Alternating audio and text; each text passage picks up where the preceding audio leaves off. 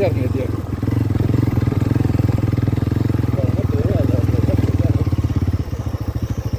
lọc quý chừng lọc quý phiêu nói chuyện thì có chuyện hỏi gì đâu bỏ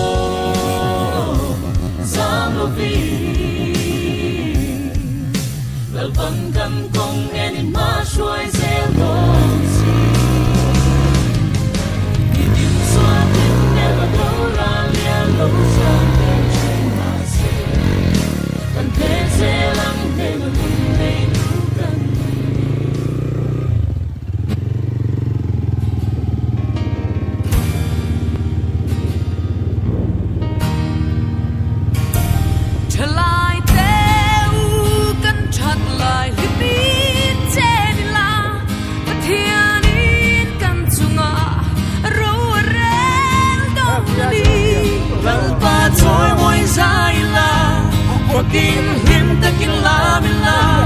la la la la la la la la la la la la la la la la heng po heng se kalung oya Krista tu she tu te kan la la la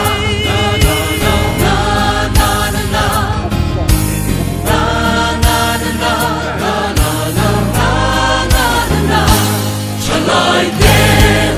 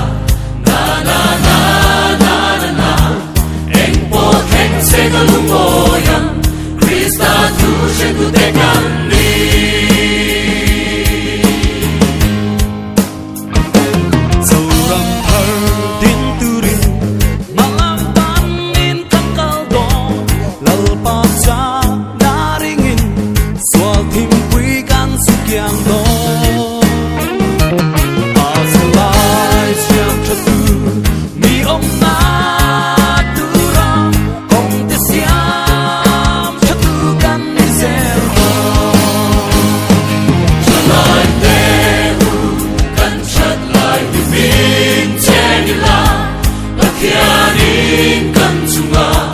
Roa rel tonani Malpatoy mo'y saila Fucking rim takin la mila La la la la la la La la la la la la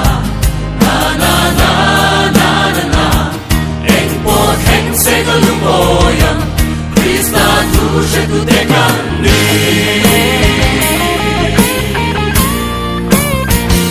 Idam chung kum arilo